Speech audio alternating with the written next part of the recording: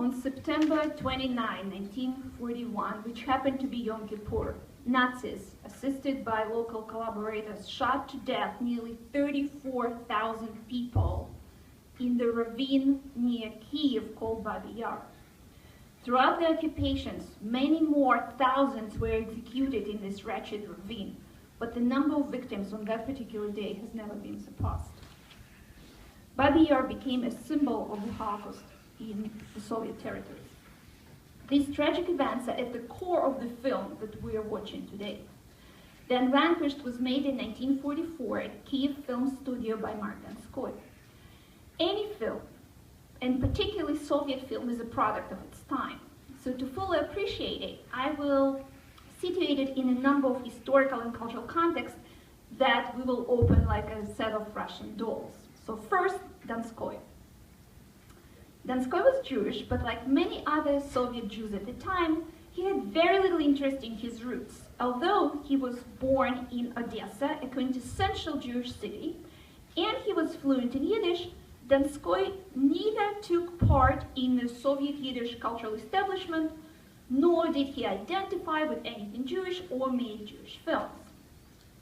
At the same time, nothing is simple, his social circle was almost entirely Jewish, and on his bookshelves at home, he had books by Mendel and Moher Sforim and Sholem Aleichem. In short, Donskoy was Soviet in public and Jewish in private. His path to the film Unvanquished, in short, is not obvious at all. By 1945, he was one of the most celebrated Soviet filmmakers. In the 1930s, he made a trilogy of films based on Maxim Gorky's autobiography. This trilogy was his calling card to the Soviet culture and the Soviet establishment. He also received Stalin prizes for that. During the war, Donskoy, like the rest of the cultural elite, was evacuated to Central Asia, and there he worked on propaganda shorts known in Russian as Boeviki na Sborniki. And then, in 1943, he made a film that is one of the most impressive Soviet war films, Rainbow. This was a stirring story of a Ukrainian partisan woman, and it won him not only Stalin Prize at home, but also a recognition of American critics. And allegedly, Franklin Roosevelt watched it and understood it without translation. Now imagine, Rainbow was set in the occupied Ukraine, where every village and every town was a site of mass execution of Jews. And yet, Donskoy doesn't mention them at all. So I'm telling you this so that you can fully appreciate what a huge departure from this position was The Unvanquished, which was Donskoy's next film. In general, in the Soviet Union at the time, Jews as victims of Nazis had no place on screens. The Unvanquished was the first and one of the only films of that era that reversed that trend. It was based on a novel by a Russian writer, Boris Gorbatov, which was serialized in Pravda in 1943. So you'd think that anything that appears in Soviet press in Stalin's Russia would be just a schlocky propaganda, but the novel is actually surprisingly readable. It is also exceptional because it mentioned the tragic fate of Jews in the occupied territories.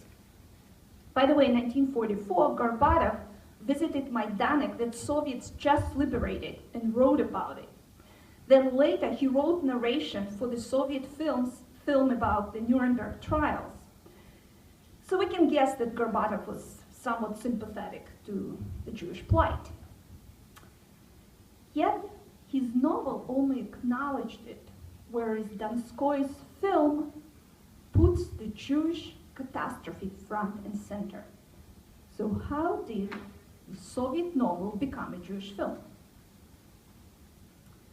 Here, casting is really important. Without any plot spoiling, let me just tell you that one of the key parts was played by Veniamin Zuskin, He was a great Yiddish actor, one of the most recognizable faces of the vibrant Soviet Jewish culture in 1930s. He played at the Moscow State Yiddish Theater, where he shared stage with Solomon Mikhoels, who was this iconic Soviet public figure.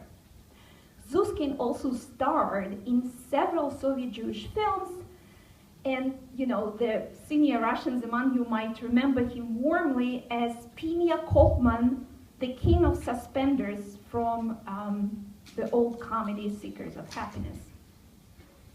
So casting Zuskin in The Unvanquished was a bold gesture. It immediately positioned film as Jewish. If this wasn't enough, Donskoy cast his own young son, Sasha, as one of the victims. So I think it's fair to say that Donskoy really identified with his subject. Shooting on location was another way of making this film Jewish. Imagine, Donskoy is shooting this film in 1944 in newly liberated Kiev. The war is not even over yet. The city is still in ruins, and the memory is still fresh.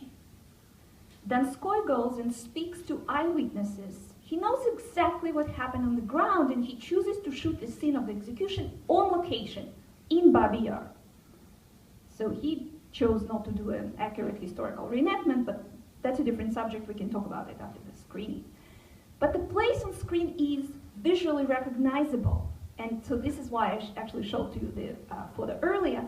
But in the film, significantly, it is unnamed, which makes it not just a Babi Yar ravine in Kiev, but this is any ravine in any Ukrainian, Russian, Belarus, Lithuanian town where nearly 2 million Jews were shot to death. But the Jewish Holocaust was not the only taboo that The Unvanquished broke. Two other subjects it raises are Soviet prisoners of war and local Nazi collaborators. Now, it's easy to understand for us why collaboration was a touchy subject, right, in the Soviet Union, because they couldn't possibly acknowledge that their own people would go against the regime. But you will see how Donskoy treats this subject, so we can talk about it later. But the issue of prisoners of war was also off limits. The reason is that in official Soviet rhetoric, being a prisoner of war is a position of, being a traitor. It was better to be killed than to be in German custody.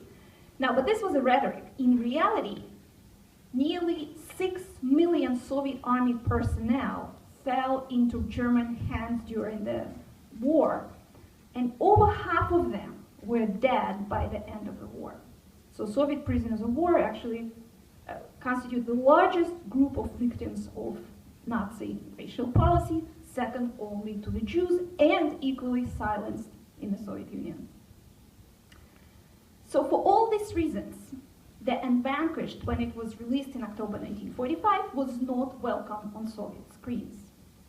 It had only a brief release at home and couldn't be sent to international film festivals. And there are reasons for that.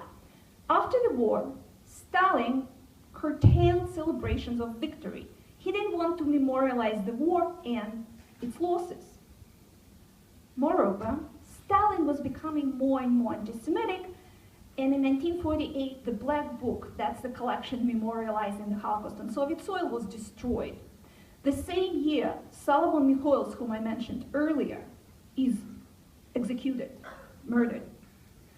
Soon after that, Veniamin Zuskin is arrested and shortly killed. Anything Jewish was rapidly becoming suspicious. So it was at that time that The Unvanquished disappeared from screens entirely and then was subsequently forgotten. So this is why it's so momentous that we here in 2014, 70 years since the movie was made, can watch it and can bring it from the dead, and in that way pay tribute to the tragic events memorialized in the film. Thank you.